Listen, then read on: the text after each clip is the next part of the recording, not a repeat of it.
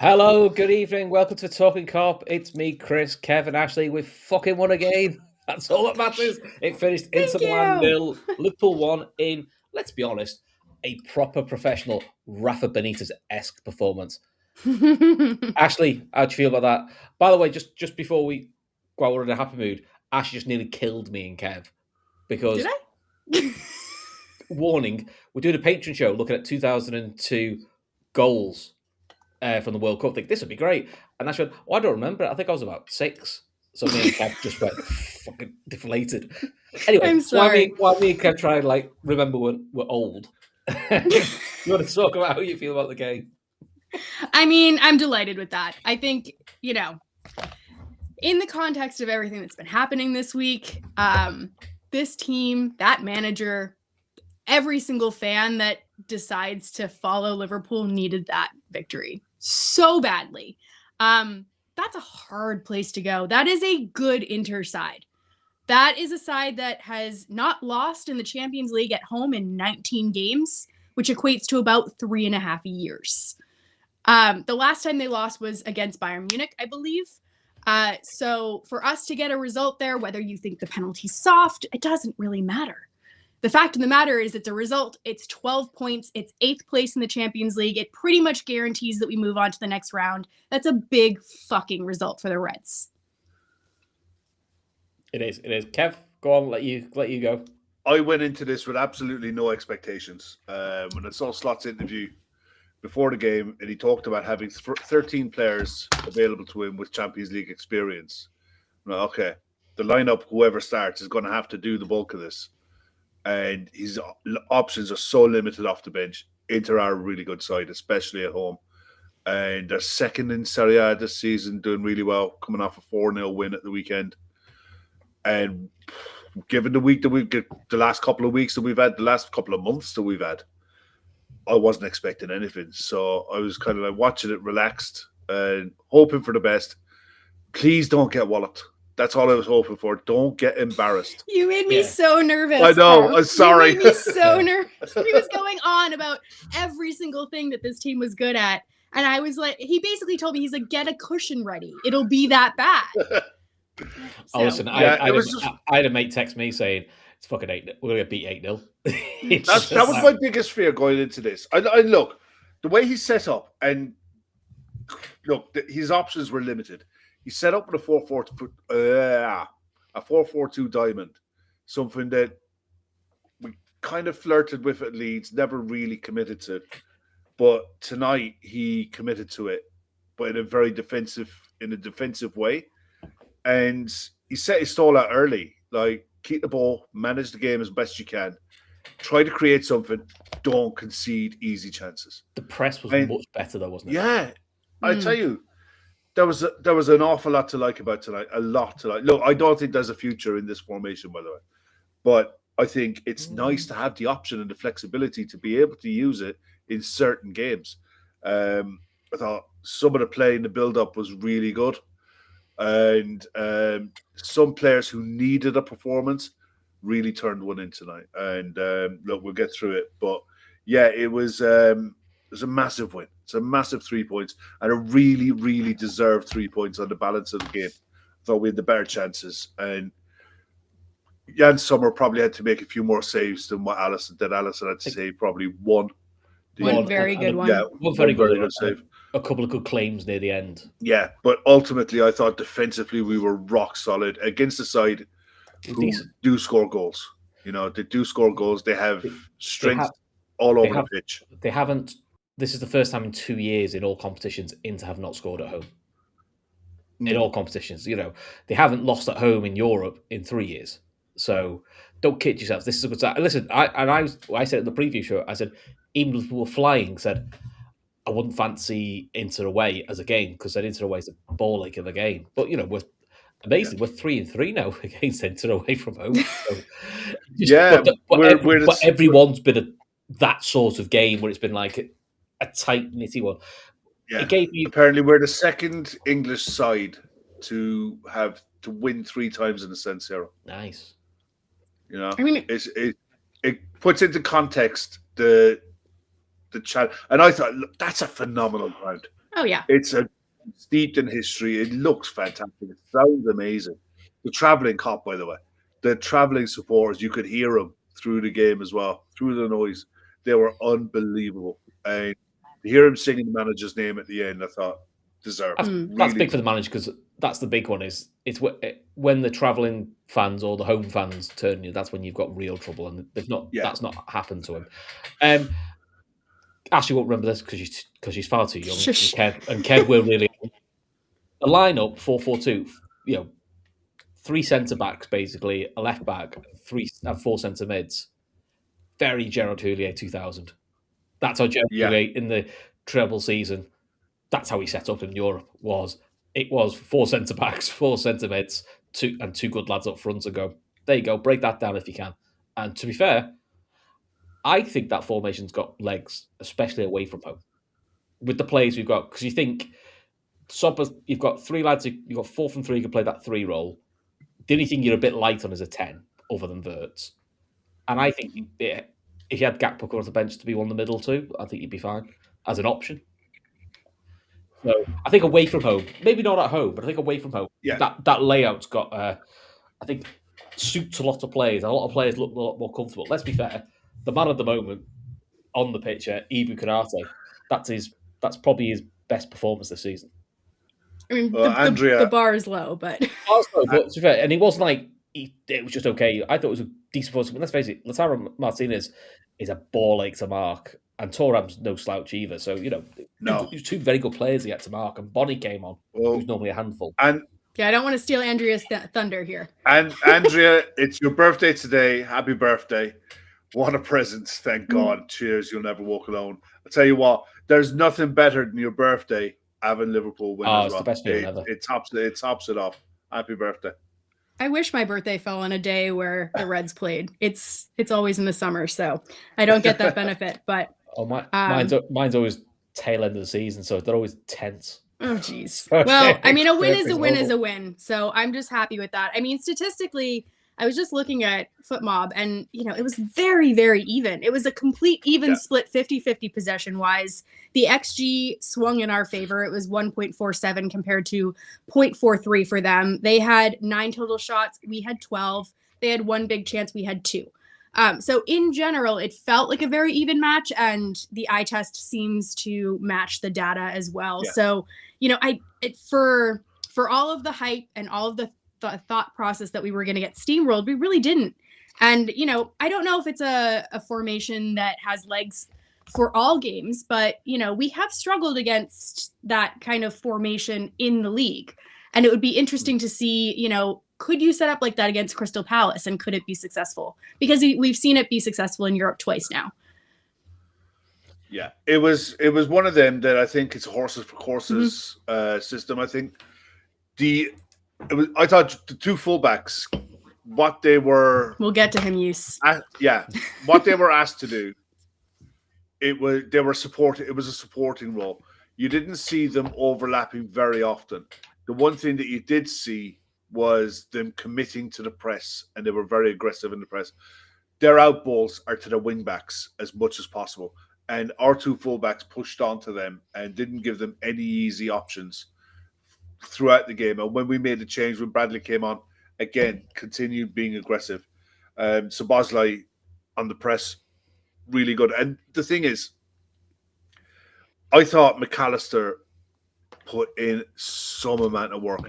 Played the 10 role, but the amount of work that he got through, because he was back defending and up supporting the attack. He was up and down the middle of that pitch all day long. Lumps kicked out of him again. The classic McAllister. Exactly. Classic McAllister. Yeah. Just put the context in terms of the Champions League table. That puts Liverpool now to 8th, 12 points, same points as Inter. And Inter, Atletico, Real Madrid, and Liverpool all have 12 points. Real Madrid play tomorrow. But Atalanta, who won today to beat Chelsea 2-1, they're up to 3rd and on 13 points. So that's how big the win is, because now you're looking going, not only are you're probably definitely in the playoffs, you're now still going, actually getting in the top 16 points could get you in the top 8. Yeah. So you're looking at 1 more win and a draw. We've got Marseille and what was the other one? I can't pronounce. Karabakh. Karabakh. So, I mean, it can happen. It could happen. Can happen. Sure. Karabakh at home, you won't want Karabakh away because that's a long trip. Marseille away is going to be tricky because I think their home record's pretty decent. Similar to Inter, so and they just play mad attacking football. I mean, no surprise because De Zerbi was there, so we'll worry about it later. Yeah. So Jos says the referee was appalling. There's a reason the referee was appalling. I take the Leeds loss because I said at 2-0, this looks comfortable, and we fucked it up. So that's on me. Somebody after 15 minutes went, "This ref's all right, isn't he?" And as soon as that person messaged, "This ref's all right," he was fucking atrocious the rest of the game. Ass fell out of that ref. I don't know what happened. He was, though. Honestly, he started really well. He was really good at the start. And I think it was probably about 15, 20 minutes in. And it was like a fucking... I literally pressed send and a switch flicked in the back of his head. Yeah. And said, I'm going to turn into a right gobshite for the next 75 minutes. Honestly, and he was an equal opportunities gobshite. Oh, yeah, there's some files he gave to us where you're going like, that's fucking nothing wrong with that. But what I would say is, if you could read the WhatsApp messages that us three sent to each other, Kev was getting some torrent abuse. Rightly so, to be fair. Oh, jeez. I mean, it happens. We all have our moments. It does. But as the game started, I thought we started really well. First 2-3 minutes, we controlled possession. We grew into the game. Everyone got a touch on the ball. Everyone got a feel for the positions that they were playing. It was all brand new, really. It's not a position we've played very much, a system we've played very much. Players have played in this before. It's similar to what we do. A 3-man midfield.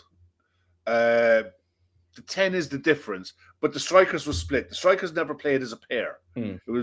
They almost cut the pitch in half. So, right, you have this side, you have this side. They weren't playing as a pair of strikers. So they played like a right attacking mid and a left attacking mid, with whoever was playing in the 10 being like a false 9. It was if you know what I mean. It had shades for City away game when we did the no striker team. It had that sort of shade. But obviously, when we weren't central, we had two very good strikers. I don't think he got always the best out of Isak. Will come to him. I think it suits Ekitike, but it's more his game. Pulling wide and drive runs. That's more his game. He did it with Marmoush. He had that kind of partnership. Yeah. And it was very reminiscent of that. I don't think Isak. He still doesn't look fit to me. He just doesn't look fit to me. He looked like he was blowing out his ass after about 40 minutes. Yeah. He just doesn't like whether it's fitness related, whether it's confidence related. I mean, I'm sure it's a myriad of things, but he just doesn't look. I think tonight genuinely was a work rate. Yeah, probably. He worked back tonight so much, more than what you'd ever expect a number 9 to work back. The amount of times he ended up in the right mid position defending and trying to carry the ball out from the back and looking to play a 1-2 to get up the line. That's not the kind of work that he's used to. But at the same time, these games are going to bring him on. The fitness he's gaining from the last 3-4 games is going to bring him on. It will click for him. Yeah. There's no doubt. I don't think he's going to be a flop. I just think at the moment he's not at 100%. No, but I think you saw it last season at Newcastle where he was slow at the start, and then when it started, it was just, Isak scored again. Get him in the fantasy team. He just kept scoring. Which was around this time. So yeah, exactly. I believe it was 4 or 5 goals that he had scored up until December, and then he finished with 27. So at December, he absolutely took off, and he started scoring like 8 goals a month. So if we can get a little bit of that, that'd be fantastic. Yeah, that's a fair point, Archman. And Chris, you made the point in the chat as well. He looks rusty. His hold-up play isn't up to scratch. There was a couple of times where he was caught out in his holding play towards I'd say about 5 minutes before the change came. But I thought in the main, he worked his socks off. But Hugo has the better. If you're comparing the two, Hugo looks the sharper and looks the more athletic at the minute. And that's not a bad thing. That's good to have that competition in the squad. Whether we can play them both continuously, who knows? The more they play together, I don't hate it. It will come for them. I don't hate it. No. I don't hate it. I know that Newcastle fans had that brief period in time. Sorry, Davey, in the chat, where they thought that this could be a thing, and it is a thing. It can work. Whether or not it's a long-term solution, I don't think so. But like you said, horses for courses. I like it as an option. Yeah. Well, Adio makes the point here. The passing was much improved, and it was. We had There was 89% pass completion, which is quite high for us compared to what we've been doing this season. Yeah, I thought we took very few risks in areas of the pitch that you can do yourself a lot of damage. Mm-hmm.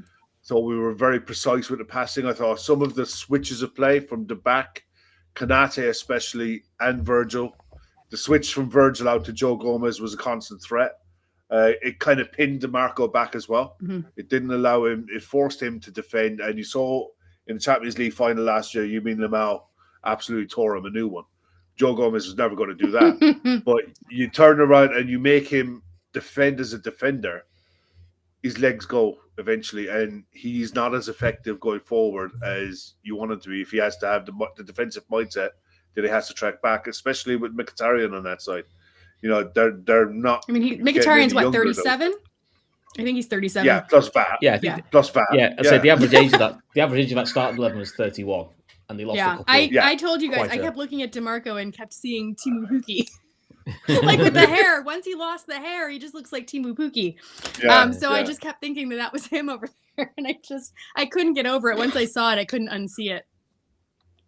Yeah, but I mean, the one thing I would say is with our passing, which I don't think we've done enough of in the last few games, is at least I felt in the right areas we were trying to take risks. It didn't always come off, and but you're trying to play through balls, you're trying to get around the back, and it's like just it wasn't safe, if you know what I mean. But it was taking risks in the right areas. Something we haven't done much in the last few weeks, months, is it's all been a bit too slow, a bit too safe. I think that was like a step in the right direction of when you're in the attack, you can go up the levels, but also you can try and take some risks. That's the point, because that's sometimes when it comes off for you. It felt like a good balance between. So Sunderland felt way too passive.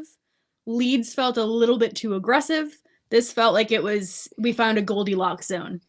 Yeah, I think that's a good way of putting it. So let's talk about corners. Fuck me, Ashley. You mean we're nearly having a party. We got a goal from a corner, and once again, we're not allowed headed goals. We're not allowed goals from corners because they always get disallowed. It's just the law this season. So that's 2 goals we had disallowed now from headed corners. And so can we talk through this like step by step? Well, Good. You're the expert. So for those who don't know, on Patreon, we do a show once a week called Good Process, where Ash does all the hard work. Gab just makes it look pretty. Picks up key refereeing incidents, and we go through them, look at all the. But we on Patreon, we're able to show videos. We do replays, go back or forth, and explain why we think decisions been made a certain way. Ash does all the research and explains the letters to follow the rules, and then whether we think it worked or it didn't work. So another reason to try Patreon. Go on, Ash. I'll let you go because this your domain. So we saw the goal go in. We saw you have this great corner that comes in, which is such a rarity for us, and you have the ball. It really is. Of course it would be disallowed because we never score from corners. But you have the ball that goes in, and then you have a scenario where the ball hits, I believe, Virgil's head first, and then onto Ekitike's arm, and then it falls to Ibu, who connects, and there's no problem with Ibu. Ibu has no foul on Sommer, and he puts the ball into the net. And we have a review that takes about 7 minutes there for VAR to review whether or not that's a goal. So the goal is given on the field. So that is the ruling of the referee. A lot of people are looking at this and being like, well, that's a handball. That's a handball. By the letter of the law, an accidental handball by a teammate before the goal scorer gets the ball, if it deflects off of a player, is fine. There's an exemption for that. The only way they can rule that as a handball, because Ekitike is not the goal scorer, right? So if it's the goal scorer that handballs the ball, it can't count whatsoever. But in a situation where Ekitike has his arm out, the only way they can rule that as basically a non-goal is if they deem Ekitike's handball to be deliberate. Because it comes off of Virgil van Dijk, because of the proximity from Virgil to Ekitike's arm, there is a specific allowance, basically, written into IFAB that says that deflection is allowed. And so the fact that they looked at that multiple times and they couldn't figure out for quite a long time whether or not that was a deliberate handball. It's not clear and obvious, but we know that in UEFA competitions, the clear and obvious doesn't really apply. But the rules are the same. So they had to have determined that that was a deliberate handball from Ekitike, and I just can't see that. There's no way that Ekitike, like 6 inches from Virgil's head, could have deliberately handballed that ball. And the argument kind of goes a little bit further, whether about, is the arm outside of the natural silhouette of the body? The arm was not lifted above the shoulder, that's where that comes into play. So if the arm is below the shoulder, he's jumping, he uses his arms to jump. It's therefore, yes, basically, in short, they balls up. I'm just trying to explain it a little bit more clearly and more eloquently than that. But that's pretty good. That's a pretty good summary. But yeah, they would have had to determine that was a deliberate handball. There's no way that was a deliberate handball. And for me, that goal should have stood. I understand people having differing views, but by the letter of the law, that goal should have stood. If Ekitike had been the one that scored, it'd be a different story. But he's not the one that scored. So for me, if they think Ekitike has deliberately reacted that quickly to do it, fuck me, he's got some reaction speed. I mean, you blink and you miss it. A fighter pilot doesn't have that sharp. You can't. He must be Spider-Man. And it's written into the laws for that specific scenario. Exactly. And the thing is, in reading about this post-incident, they were talking about how UEFA have this big issue right now where they just don't want goals scored from handballs, whether it's from the goal scorer or from the assist, but it's not written into the law that way. So this is a preview into what we do in our Good Process show. Like I said, we go into this in detail. I will find other goals that are given for this exact scenario. I will show you clips and I will explain to you why that goal should have stood. But it didn't. And for me, that was bad process. And honestly, at that point, I thought Ibu was going to just collapse. It would be Ibu, wouldn't it? I thought so. It just felt unfortunate. I thought, of course it's disallowed. And of course it's Ibu, who, to be honest, could have done with some good news. He really could have. To be fair to Liverpool, and this often happens with these VAR disallowed goals, and it goes to the monitor, it gives such a lift to the team that's it's gone for. Liverpool then had to ride out a bit of a storm for 10-15 minutes. In hindsight, Kev, probably one of the best things that could happen to Liverpool, because normally when Liverpool have something go against them, as we've seen this season, we just collapse and go, fuck it, it's not our day today. But to be fair to Liverpool, they defended well. They kept them. They cut them down to one chance. And if we're being perfectly honest, we can argue Virgil should be a little bit tighter to Martinez, but it's great movement. That was a brilliant bit of football. It was brilliant play. It was brilliant wing play to create the overload in the first place. Brilliant ball across. Lautaro Martinez does Virgil with a great bit of movement. Gets good shot off, and Ali makes a great save. Yeah. All around, that was fabulous football. And that was really they had pressure, and it was sustained pressure, but we stood up to it really well. They worked that chance, and it was in injury time in the first half. Yeah, 50 minutes. And he whipped across. I think it might have been Bastoni put it across, or it could have been DeMarco. I'm not sure. It was one of the two. But put a brilliant ball across, and Martinez gets a good contact on it. Alisson reads it brilliantly, and that's why you have the best goalkeeper in the world. And Alisson Becker makes that look really easy, basically because of his positioning. And we see out the first half, frustrated over the goal that should have stood, but away in the San Siro, given that we were playing in a brand new system with an 11 that rarely, if ever, have played together, I was delighted with that. With a referee that hated us. I was just delighted with that first half performance, full stop, because I just thought, what a way to galvanize yourselves. Mm-hmm. It would have been easy for Ibu to lose the head completely and have a brain fart moment, or make a rash tackle, or do something daft, and he doesn't.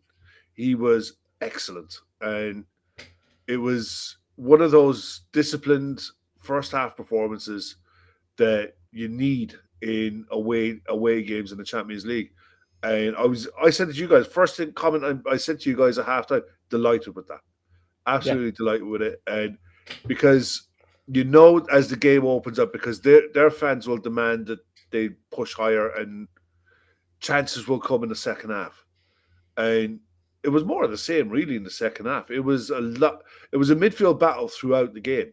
You know, we had control, they had control. You know, they defended well in the main. We defended really well. We were much better in transition this time, as in when we did lose it, one of Graf Birchall-Jones, which, by the way, was an excellent partnership tonight. Them two worked really good as a tandem really well. To make sure there was always something to block them or make life easier. You know, the centre-backs weren't having to be dragged out wide too much. I mean, listen, if we talk about Ibu, the only mistake I think he made the whole game was he gives one corner where you go like he didn't need to head it out. But on the flip side, he just needed a shout from the keeper, just say leave it. You know, but literally that's the sole sum of probably what he did wrong the whole game. Which, I'll be honest, compared to what has happened recently, that'd be good. Every time he got the ball, I just went like this. just don't give Ibu the ball. I think, but yeah, in fairness, it was better. Halfway through the first half, Virgil gave him the ball, or the ball went out to him. Virgil told Ali to pass the ball out to him, and you looked up, and I was just, someone has to give him an option.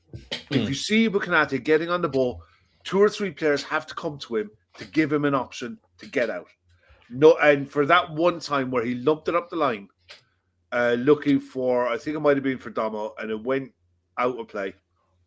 He had no options, and instead of taking a risk and passing it into the middle of the pitch where he was taking a huge gamble, he just up the pitch. And after that, whenever he got on the ball, he either brought it forward a couple of yards and made a simple pass, or someone made an angle for him, and he got better.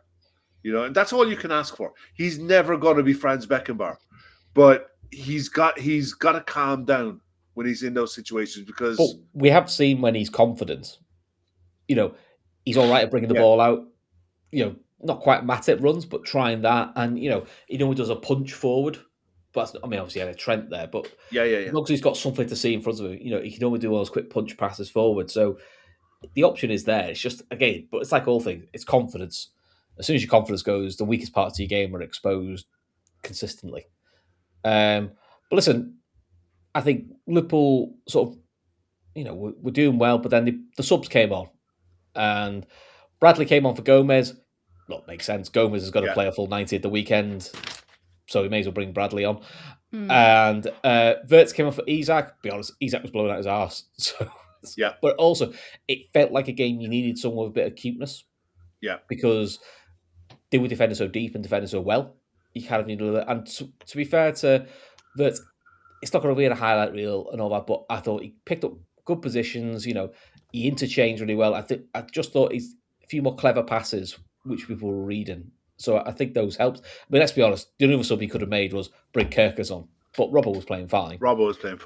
And there's no reason to bring him on unless you had a forward get injured. And like you said, stick him on the wing then. Yeah, Slot made the point in the interview that I saw pre-game about Florian Wirtz and Conor Bradley, basically saying that both had come back from managing injuries, their minutes. And we were playing 4 games in 10 days. And when you look at the context of this game, we were going into it sat on 9 points in a group with 2 games to go. Nothing was decided tonight in the Champions League, win, lose or draw. It wasn't that kind of game. It was the kind of game you had to get through. And there is no point in gambling on using on using Florian Wirtz for maybe 70 minutes. And he breaks down. And then something happens. It just wasn't. We don't have enough players. Yeah. We don't have enough players currently that are fit. We have 15 senior players that we're rotating between that, and that's it. That's it. Because if you look at that squad for the weekend, you lose Bradley for the weekend because he's suspended. Yep. You probably got Chiesa back because I think they said he was ill, but they think he'll be fine for the weekend. Yeah. I think that's it. I don't think there's anybody else coming back. Frimpong's not going to be ready anytime soon. Leone's definitely not. Nope. I don't think our Egyptian winger's going to be getting picked anytime soon until things are resolved. No. One way or another. Yeah. So we're pretty much going to have to go to Brighton with the same 11. That's it. So John makes a point here. We've beaten Arsenal, beat Madrid, beat Villa, beat Inter. Don't beat United. Don't beat Forest. Don't beat PSV. Don't beat Brentford, Leeds, Sunderland. Make this shit make sense. It's football, mate. It's football. It's but It's also, also European competition a lot of times versus the Premier League competition. Yeah. And I think that right now we're seeing two completely different styles of football and also levels of physicality, which I think actually Europe suits our team. The Premier League right now is going in a different direction. Pace is saying Ramsey, I think he's injured again. He's also not eligible to play today, so No, he can't play in the Champions League. I think he means for the week. I think he means for the weekend. Less players can galvanize a team, and I think you saw that tonight. Overall, the player. That's what I mean. A short period of time. But but the players who turned up on the pitch tonight knew that it was on them. You know, they knew that when they look behind them, the options aren't there on the bench. Wirtz and Bradley are carrying knocks. They're not up to match sharpness yet, you know, and it was up to them. And I thought, to a man, they all stood up. They all stood up and they were all counted. They all put in solid performances. It's all you can ask for. Bradley nearly had the perfect substitute appearance. I think literally his first touch was a cross. Yeah, it was an amazing cross. Amazing cross, and it was good defending. But, you know, going like, fucking hell. We had a few then. I think Robbo had a great cross, which Bastoni somehow... right in front of McAllister. Yeah. That was a fantastic... Bastoni, we know that he's a fantastic defender. Yeah. So, yeah, but listen, let's talk about the winning moments. So... Kev will attest to this, so I'm not even pretending to deny it. My first reaction was, Wirtz, get the fuck up. That was my reaction, because it's a little tug, nothing else. And then he stopped play, and I was like, oh. And they've said it's for holding for too long, and they give it. Now, look, I said, hand on heart, if that was given against Liverpool, I'd do me fucking nutting. I would. Because I'd be like, that's not a penalty. It's not enough of a hold. He's gone down he's gone down over fuck all. So for me, I don't think it's a penalty. But flip side, the goal was disallowed. I don't think it was wrong with disallowed, so it kind of evens itself out. But what do you think, Ash? It's back time we had a little bit of luck our way this season. Yeah, so the first viewing that I had, I didn't see the back of Wirtz. So I did not see the hold that they had on Wirtz's jersey. That just wasn't part of my footage. And so when I initially saw Wirtz go down, I was like, well, that's soft. Like, you know, why are you kind of theatrically falling over? But usually, you know, there is a reason why most players fall to the ground, especially in the penalty box. He had no reason to go down there. He was in a dangerous position. When I saw the flip side and I saw the handhold, and again, it's different because you're watching it in slow motion, and I don't know what everyone's feed looked like, but it was a good prolonged hold of the shirt. And the question is, does the holding of the shirt then mirror the action of the fall? So is there enough of a pull or a hold there to justify a player going over? And that's a judgment call. And, you know, there's arguments maybe that, are they trying to rectify the fact that they made an error in the first half? I don't know. Sometimes that lives in the back of referees' minds. For me, this was right on the edge. But once they start that review process, we know that UEFA is more strict with these kinds of things. They're trying to get rid of holding a little bit more than the Premier League is. And I can understand why this was given. Okay. Kev, your view? He could have broke his neck in that. Oh, don't go Alex too. Don't go Alex too. I think it was relatively soft though. Look, he held his shirt for over 2 seconds. You could see it pull off his back for over 2 seconds. What were you thinking? 2 minutes to go. It wasn't like he was pulling him back to stop him going getting nowhere. a flick. No, but Wirtz was trying to get a flick on the ball to knock it out to someone on the edge of the box. He pulled him back. Yeah. He went down. You know what? Tommy makes a great point. We got a really soft penalty called against us for Galatasaray. Madge made the same point earlier on. So Madge, credit to you as well. I mean, swings and roundabouts, right? Exactly. And the thing is, you gave the ref a decision to make. You forced VAR to look at it. It's a pull. And he does pull him. It is prolonged. Yeah. He does stop him from getting at the ball. Is it soft? Soft as fuck. Do I give a shit? Well, John said he could. No. I don't care. John said he could have put him in a wheelchair. It was just a field full of fucks that I give, and it's out there. I don't give a shit.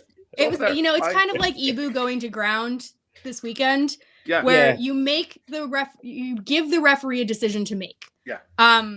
And by grabbing the shirt, whether you're literally on the penalty spot, that's a choice that you're making. You don't have to grab his shirt. You could have just physically bodied him. So you're literally giving the referee a decision to make, and that was a gamble that he took. And in this day of VAR, things get slowed down. Everyone can do it. No, Madge, I can't explain his yellow card. Blew my mind. It was a clean tackle. The guy lands on him. Mkhitaryan, I think, actually comes into Jones. He's the one that should get the yellow card. No, this referee, up was down was up, sideways was backwards, all what blew my mind with that one is that the play carried on. Two players stayed down. He let the play carry on. He obviously had a call into his ear, a potential red card, because Jones's foot does catch him above the ankle in the follow through right at the very end. There's no force, there's no excessive force or anything like that. So I'm convinced that he's been told that Jones, after the follow through, makes contact, and he gives him a yellow. VAR aren't supposed to do that. No. But there's no other logical explanation for him letting all of that time elapse to then go back and look at two guys on the floor and go, yeah, I'm giving you away. We see it all the time, though. When referees nonsense. Are told it's a red card review, they go back and give a yellow card, even no matter what. Like, it's not supposed to happen, but well, we know it does. It does. So let's talk about the penalty, because I think I'd messaged you guys earlier and going, if we get a pen, who takes it? You did, to be fair. You did, to be fair. Yeah. I thought that was me. Yeah. No, that was me. Both deserve credit and fair play to you, because both of you we're all like going, probably Isak, but Isak got off. So I think. Well, the last person that was not Mo Salah to take a penalty for Liverpool was Gakpo. Gakpo's not on the pitch. Yeah. So we thought McAllister. I thought McAllister, yeah. Yeah. So Szoboszlai stepped up. We were like, I don't think take a penalty for He takes them for his national team. Yeah. Go. Tell me though, that's a proper. The striker that no keeper saving that. You know what there was a stat that I heard about Szoboszlai during that game right after that goal, where Szoboszlai has played every single 90 minutes of this season. Yeah. Premier League, Champions League, and away for his international club. 90 minutes every single time. And in extra time. He's an animal of an athlete. His engine is insane. Yeah. He's an animal of an athlete. He's just a phenomenal footballer. And the thing is, his levels don't drop much. His intensity. Like, he doesn't look tired. No. I think he's learned. I think Firmino used to talk about that. Not Firmino. Mane and Salah used to talk about it at the peak with Klopp. Is clever players know when to rest on the ball or know how to rest in games. Because that was always the criticism Klopp had of Bobby Firmino, was he doesn't know how to rest in the games, and he just goes hell for leather all games, so I have to take him off. So he might have just learned a way of taking these 5-minute dips out of games, just to sort of like get your breath back. He's also just a supreme athlete. But that's 3 goals in 5 for him. So, in the last 5 games, we had the Leeds goal, we had a PSV goal that kind of got forgotten about, and then we had this goal. So, he's making a big impact. I think we all know he's our player of the season, but for him to kind of quietly step up and take over this pretty big hole in the team that he's trying to fill, and filling it as seamlessly as you could possibly do, I'm really impressed. Yeah, so let's do our usual 3 things, and then we can do Ashley's Corner. Oh, the quotes?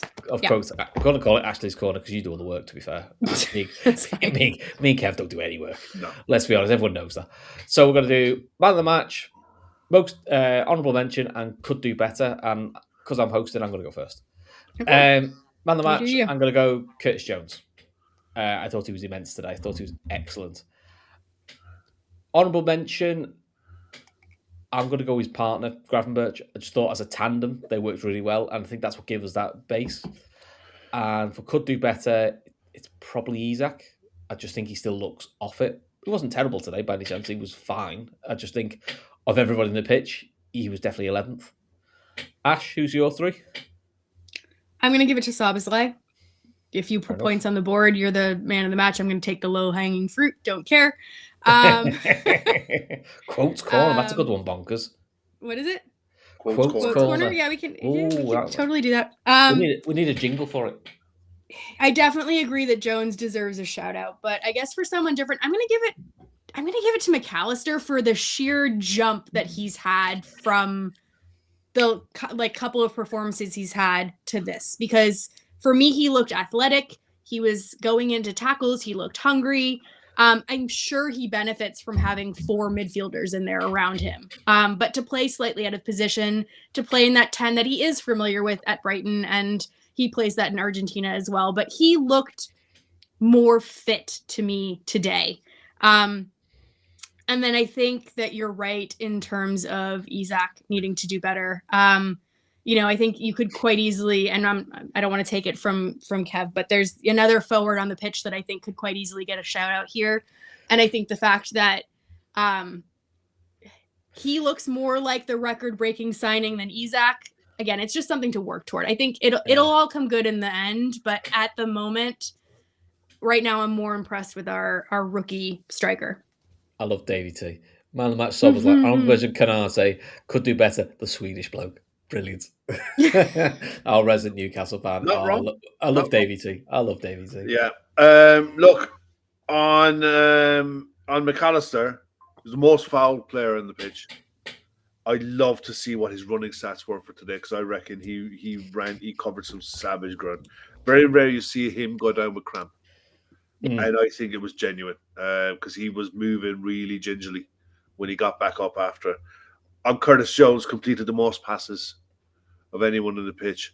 So comfortable. And 100% pass completion as well. Yeah, ridiculous. For me, Hugo, I thought, it says here, completed the most dribbles in the match. He looks like if you can get him on the ball, he looks lively, he looks dangerous, he looks for the pass when it's on. But he's not afraid to take a dribble on into the box and get a shot away either. And he'll take a gamble on a shot. He doesn't lack confidence, which is a good thing for a forward.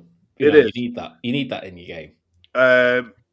But saying all of that, he had the least amount of touches of anyone on the pitch. Doesn't feel like it, though, does it? With only 34. But exactly that. When he's on the ball, he makes shit happen. He brings others into play. He'll challenge defenders. He'll make things out of nothing, and he looks like he can link the players. He looks a very intelligent player. And if you're looking at the 2 French number 9s who were on the pitch today, Didier Deschamps was probably edging towards Hugo at the minute for the World Cup. I'd forgot about Santani. Only with that one wild pass and Sob was like left back. Oh God, he just absolutely Peter K'd it. And I saw that. Paul Canati was going, fucking hell, lad, I've got to get that. Yeah. Jesus Christ. Look, my man of the match is Hugo. My honourable mention is McAllister, purely simply because of the groundwork. He won 6 out of his 7 duels, which for the Liverpool team right now is a big deal, because we're not winning duels. Yeah. Could do better. Obviously, look, it is Isak. But saying all of that, I think he probably got through physically a hard 65 minutes that will stand him in good stead. And I don't think he's had a bad game. I just think that some of the other players around it, he did the job that he was asked to do. Yeah. And that's all you can ask. You're saying it was terrible today. You just say, if you're going to rank everyone 1 to 11, he probably will be 11. And look, I'm going to give an extra honourable mention. Ibu Konate. Ibu Konate today could have gone. His head could have gone after that goal was disallowed. That's fair. Defensively, I thought he was really good. He was strong. He won his headers. I read one stat at the end there, and I just wanted to double check it to make sure that it was right. Won all of his aerial duels, but it was to do with his passing. Where is Konate's passing? Yeah. I can throw that up. It was... he had 35 out of 39% accurate passes, so 90% of his passes were accurate. Yeah, but I think there was one there as well about his long balls into his long balls were 5 out of 8 accuracy, 63%. What you want, that's really good. If he'd done that most of the season, that level of passing, you probably wouldn't have teams target him as much in terms of letting him have the ball. Because if you're getting 5 out of your 8 long passes off, you're causing them problems.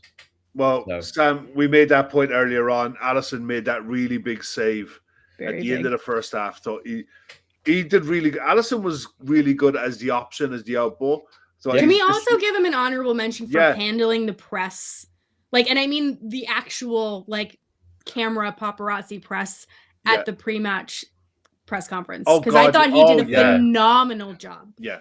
Oh, we said the adult in the room, wasn't it? Oh my gosh, I thought he did. I'm so glad they sent him out. And I know he can speak Italian, and that's probably one of the reasons he got sent out. But for me, he is such a diplomat in this team. He knows how to keep the peace.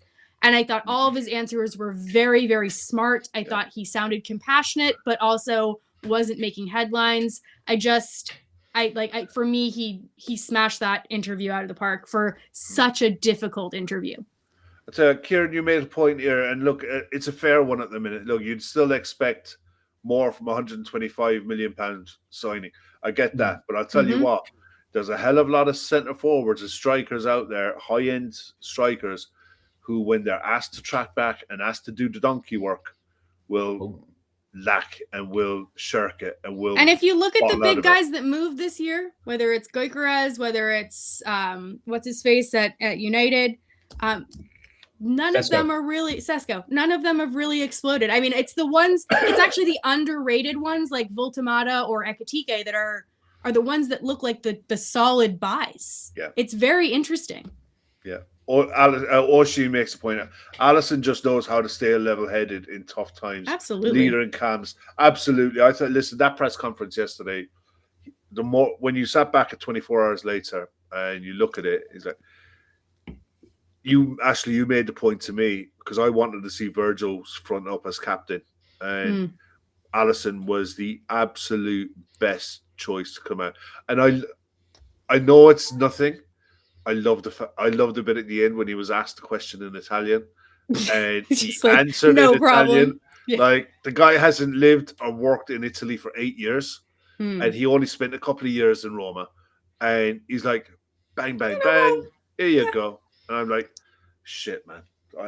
I can't speak Irish. And this guy speaks Portuguese, speaks English, speaks Spanish. Spanish, yeah.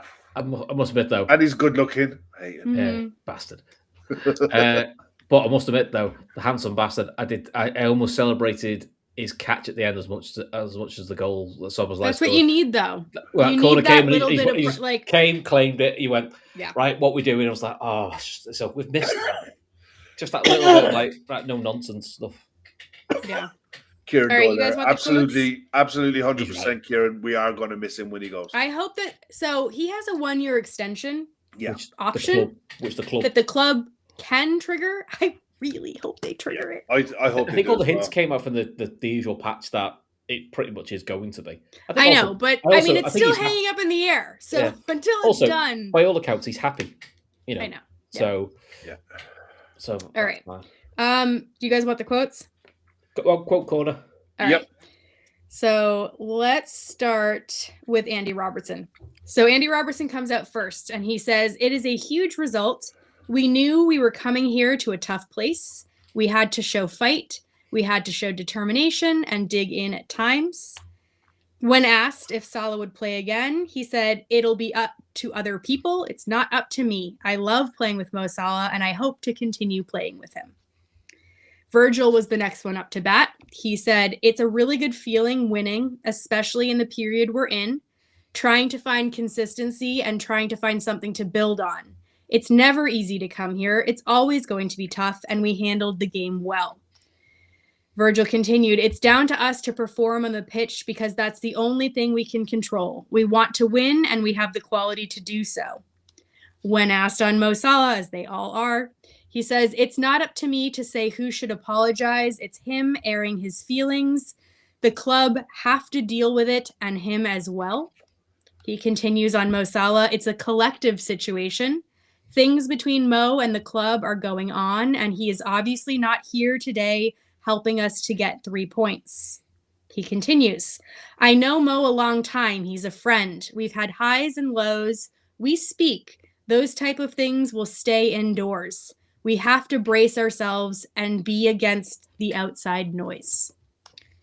And then Arne Slot came up to bat. He said, When we pressed them high, all 11 players got behind the ball to make sure that they didn't score. And then he was immediately asked about Salah. He said, I separate these things, the result from Mo. It was very difficult for the players to concede the last minute goal against Leeds. That was already emotional. What happened afterwards took away energy as well. On whether he would like to speak to Mo Salah before AFCON, he said, tonight, all of the focus should be on focusing on this win tonight.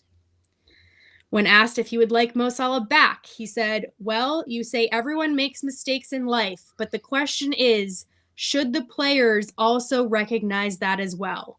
And should the initiative come from the player or from me? And then he continues, there were a lot of things that were said that affects the players and the individual as well.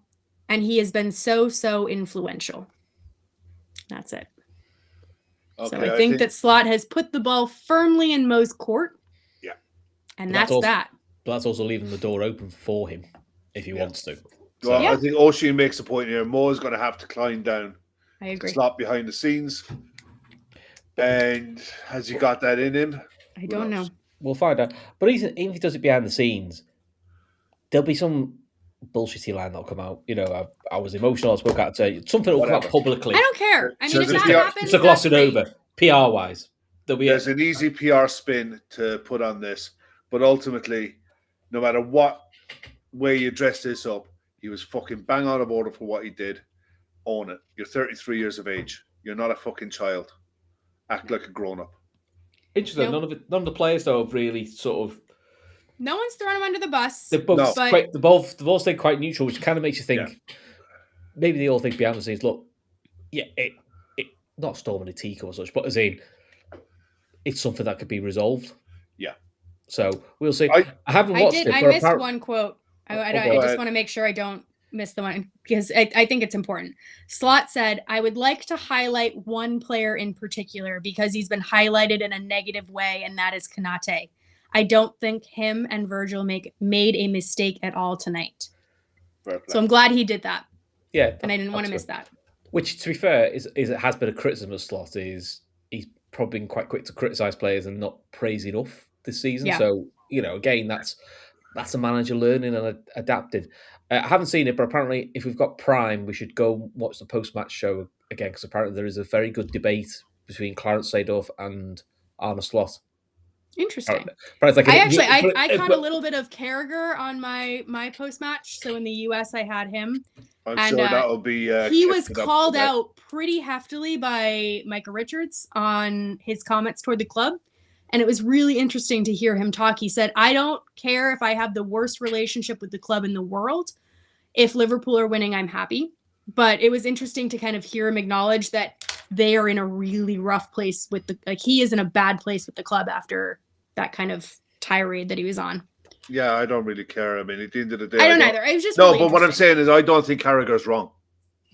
In a lot of what he said, I think some of it was cutting and close to the bone, but I don't think he was far off from what he said on Monday Night Football. Emmett makes points here, and I think the 11 getting behind the ball and stopping them scoring wasn't just a little jab. That was a ramrod jab. Oh yeah. You know, and it proves the point. Look, ultimately, I said this the other night. Before Mo was dropped, we conceded 10-3. All right. Now, that cannot continue. You cannot carry passengers when that's happening. You make the change. We haven't been beaten since we made the change. Yes, we concede 3 against Leeds. Concede 1 against Sunderland. But I think that's 2 clean sheets now and a very tough away game. Whatever you can dress up the West Ham one and everything like that, that's a clean sheet against an Inter Milan side who have been in the Champions League final for the last couple of years. Are a very tough side. I think Josh Williams just said in the last 4 games, Liverpool's XG conceded is like 0.3. He says, but he does put in brackets. He goes, the lead is 0.3 before Konate stands on a rake. He said, then it all goes to shit. He says, but what he's saying is there is. I know he doesn't feel it. There is the green shoots of a structure that it's a little better. It's that a is little making better. us less likely. The Claros thing, though, some people say it's Claros being Claros. I don't think it was as in like when I say a debate, I don't as in like they were going at each other. It was in like it was a good football chat. Yeah. There's a couple other people talking about Thierry Henry. I just want to read his quotes on Mo Salah because I think that they're really telling. He said, "I've had problems with Wenger, with Guardiola, and with others. Have you ever heard me talk about it publicly? Never. I always protected the club. When you play for a club, you must protect it at all costs, no matter what's happening internally. You protect the club, your teammates, the manager, and the staff. You can be angry, you can be frustrated, you can disagree, but you do not air your dirty laundry in public, especially when the club is going through difficult times. Instead, you wait. You sort things out internally, and then if you want to leave or speak your mind, you do it at the right time. I understand the ego, and I understand Mo's frustration. He scores 38 goals and ends up on the bench, but there comes a point where you must put the team before yourself." That's. I think that's the best quote that I've heard about it so far. Yeah, it is. That's the most. I think to me that's the most balanced one. Without, I don't care if you disagree with that. You don't need the little personal jabs. Just facts. Like on Reedstone, you go, well, you can't really, there's no real wiggle room there. You go, that's fine. I think that's what Michael Richards had an issue with from the big time. When you're Thierry Henry making those comments, Thierry Henry is a Premier League legend, one of the best players of the last 30 years, and he wasn't bad at Barcelona either. Exactly. He can talk to Mo Salah and tell Mo Salah to come outside and we'll have a discussion. You know, there's not many players in the world that can. And when Thierry Henry talks about that, he's talking about that as a position of knowing what it's like to be a leader within a dressing room, knowing what it's like to being a top pro, an international superstar, and a stand-up man.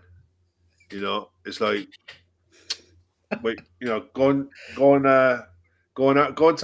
tell him he's wrong, because, and he's 100% right, and I think that's what's boiled my piss over all of this is not the fact that he's pissed off. I understand the fact that he's pissed off, right? You know, justifiably or not, you don't wash your dirty laundry in public. You just fucking don't.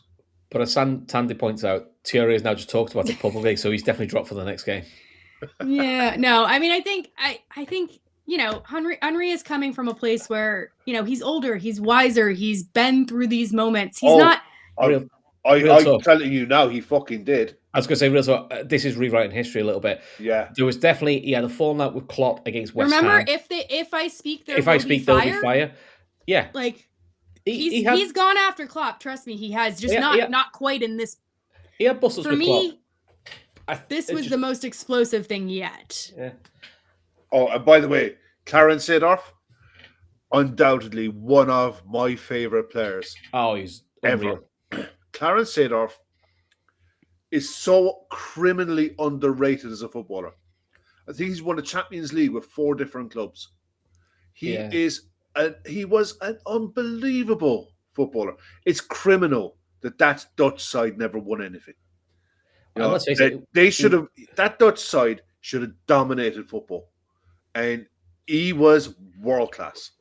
World class. Where was he at? Ajax, Real Madrid, AC Milan, and Inter.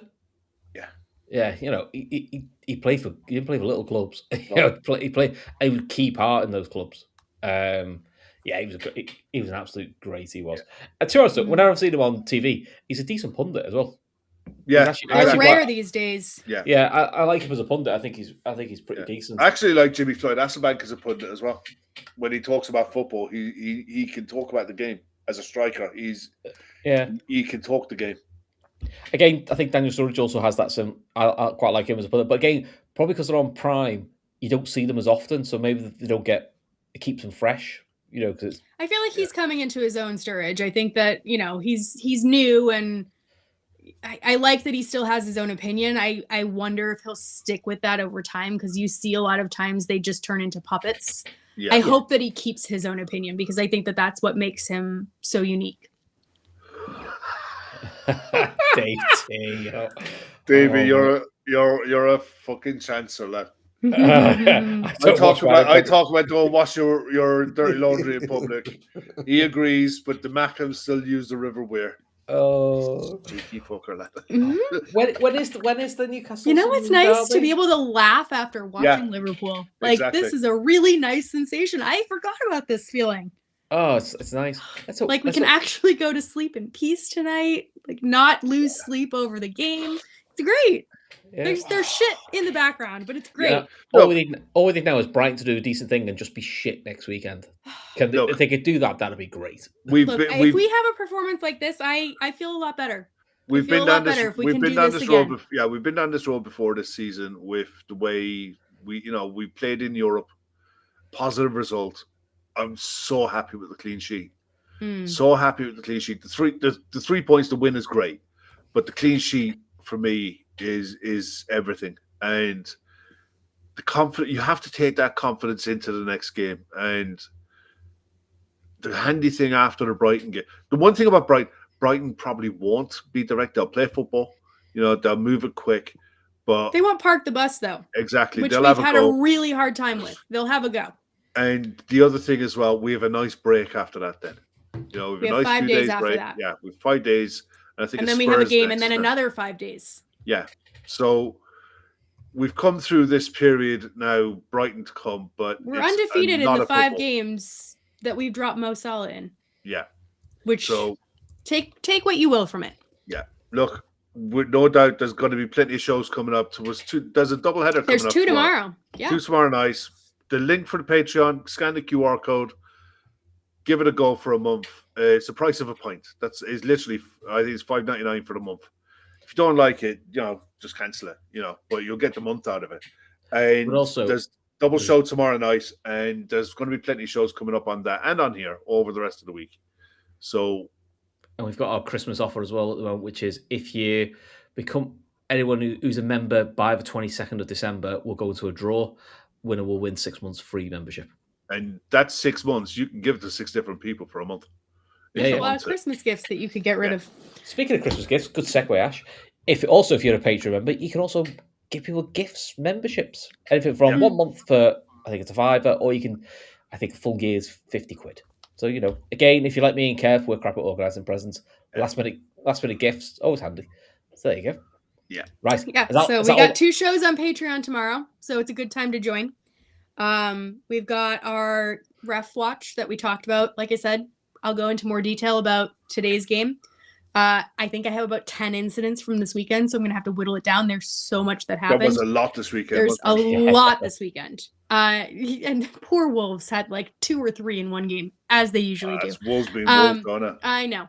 And then what else? We're going to do kind of a retro show tomorrow as well, which is kind of a looking back at the 2002 World Cup. So we'll have that as well. Just literally play all the goals and we'll just talk through it. And me, Gav, and Ash just have random chats about the kits, the players, just the goalkeepers are shite. Yep, it'll be great. And I even got a Terry's chocolate orange for the first time, so I might bring that on the show tomorrow and try it. We've explained how to eat it properly, haven't we? Yeah. I've never had one of those before, so we're gonna see. Madge, that show is coming. Before Christmas. We are definitely going to be doing a Christmas jumper shirt. I think I have the Liverpool, like an old school Liverpool Christmas jumper. That'll probably have to come out of the I've attic. got a Liverpool jumper somewhere that is like the 05 kit, but Christmas themed. That's a good idea, Madge. Yeah, we'll definitely do one of that. We'll definitely do one of them. I think hit the like button, add comments under the show. Mark and Siobhan will be back, John. So we have a random show, I believe, I think it's Friday. Thursday. Friday. Is it Friday? Okay. Friday. So Friday we're going to do the random show, and Mark and Siobhan will be back for that. So if you know, you know. If you don't know, join Patreon. Tune in to find out. Yeah. Right. On that note. I'll have a Kev, take us home, and we can go and enjoy the fact we've won a game. What a novel concept. See ya. Bye, everyone.